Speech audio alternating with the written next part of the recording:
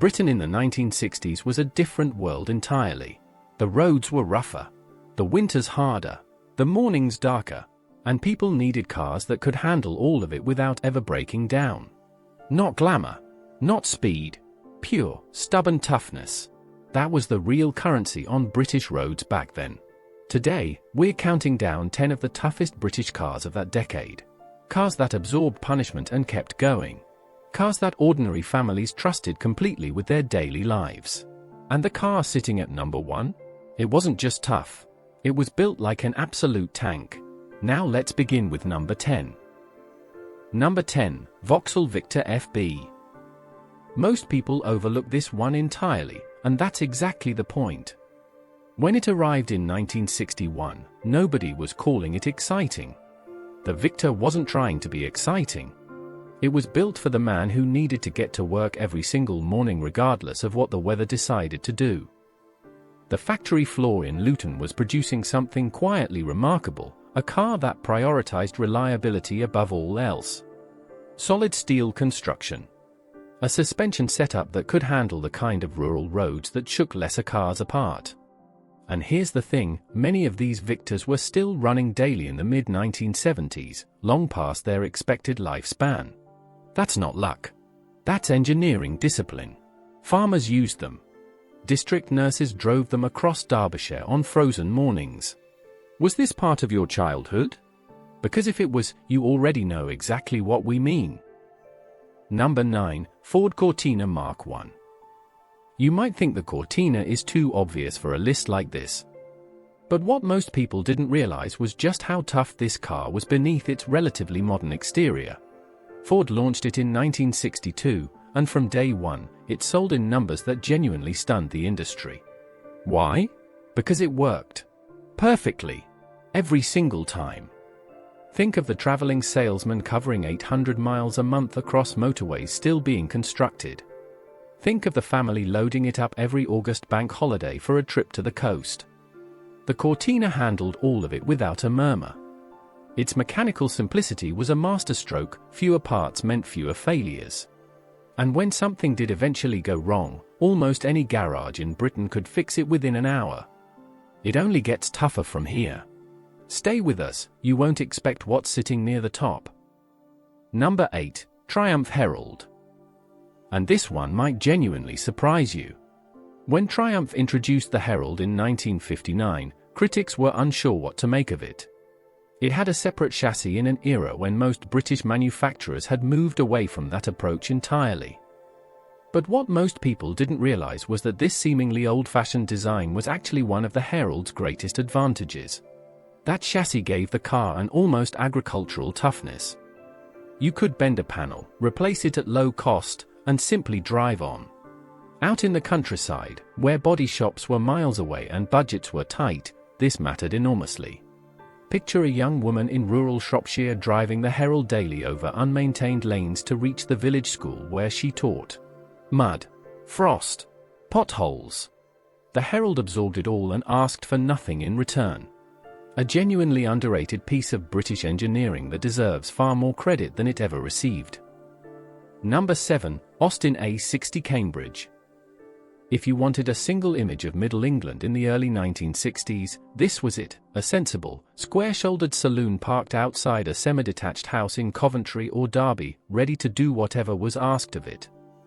Introduced in 1961, the A60 was BMC's answer to everyday durability. And it delivered. The engine was simple enough that most owners could service it themselves on a Sunday afternoon.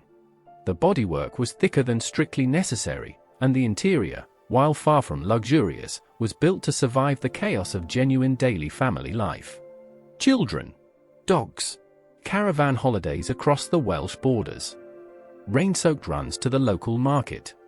The A60 took all of it without complaint. But here's what most people didn't appreciate: these cars frequently cross 200,000 miles in working condition.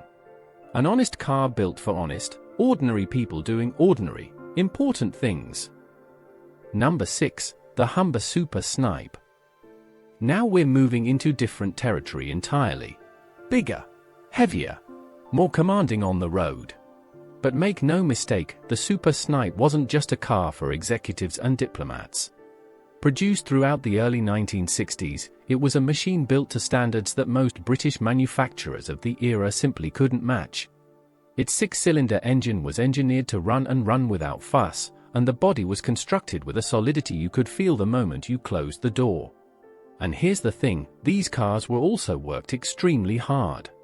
Police forces across Britain ran fleets of them on patrol routes through industrial towns and country A roads alike.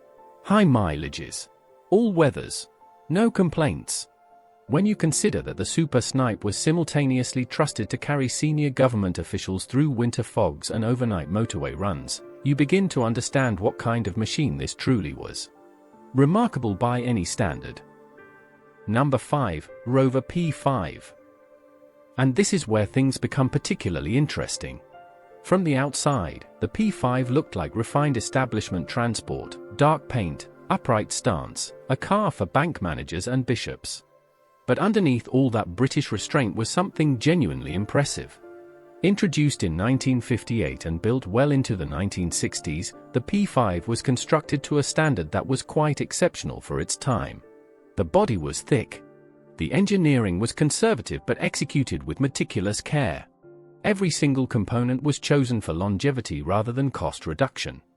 And what happened next with the P5's reputation was remarkable. It became the official transport of British Prime Ministers.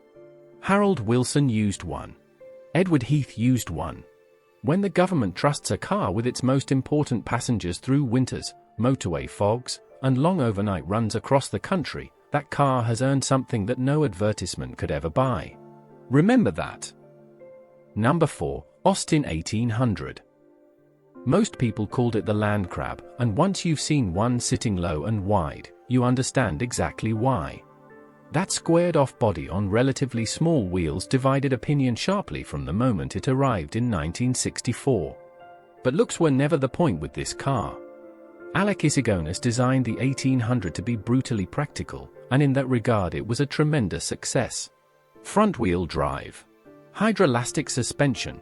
A body that felt almost absurdly solid for a family saloon. That suspension was particularly impressive. It kept all four wheels in contact with the road in conditions that sent other cars sliding. Picture a district nurse in the Yorkshire Dales navigating unfamiliar farm tracks in January fog. The Landcrab got through when others couldn't. And what most people never fully appreciated was just how indestructible these cars were beneath that unusual exterior. They were tough in a way that went largely unrecognized for decades. Number 3, Triumph 2000. By now, you should be sensing a clear pattern. The cars that truly endure aren't always the ones that generate the most noise. The Triumph 2000, introduced in 1963, was one of the most thoughtfully engineered British cars of the entire decade. It competed directly with the Rover P5, but where the Rover was conservative, the Triumph 2000 was confident and genuinely forward-thinking. And it was tough in a way that surprised even motoring journalists of the time. The independent rear suspension gave it remarkable composure on fast A-road driving, and the body, styled by the talented Giovanni Michelotti, was solid and resistant to the kind of corrosion that destroyed lesser cars within a few winters. Professional men drove them hard on long overnight motorway trips. Families loaded them beyond their limits every school holiday. And still the Triumph 2000 held together, mile after mile. A car truly built to last. Number 2, the Morris Minor 1000. And if you're genuinely surprised to see this here, you simply haven't met enough Morris Minor owners. Alec Isigonis created something quite extraordinary, a vehicle that, on paper, looked entirely ordinary, but in practice proved almost impossible to destroy. By the 1960s, the Minor was already a decade old, yet sales remained strong. Why? Because it had earned a reputation that spread entirely by word of mouth. The postman who'd owned his for 7 years without a single missed delivery. The farmer's wife driving it daily over roads that tested everything mechanically. The student who bought one for £30 and got for more years of reliable daily use from it. And here's what made the Minor truly remarkable. Its structural simplicity meant almost anyone with basic mechanical knowledge could keep it running. Even on cold January mornings. even after years of hard use. Now, you really won't expect what's coming at number 1. Number 1, the Land Rover Series IIA. Was there ever really any doubt? This is the one. The original. The machine that, when everything else failed around it, simply carried on. The Series IIA arrived in 1961, built with one singular purpose: to go anywhere, carry anything, and survive conditions that would destroy everything else. Farmers in the Scottish Highlands drove them through peat bogs and flooded fields. The British Army deployed them across continents. Aid workers used them in places where no road existed at all. And none of these tasks were beyond it. The bodywork was aluminium over a solid steel chassis, lightweight yet remarkably resistant to corrosion in ways conventional steel could simply never match. These weren't just tough cars. They were tools. Honest, purposeful, indestructible tools. Some original Series IIA Land Rovers from the early 1960s are still working today. Not in museums. Not restored. Still working. Built like a tank? No. Built considerably better than that. 10 remarkable machines. 10 very different stories. But one common thread: they were built for real life, not showrooms. These were the cars that started on frosty mornings when nothing else would. The ones that carried families safely home through fog and rain on dark November evenings. The ones that never asked for praise, just petrol. Which one means something to you? Was one of these part of your family's story? Tell us in the comments below.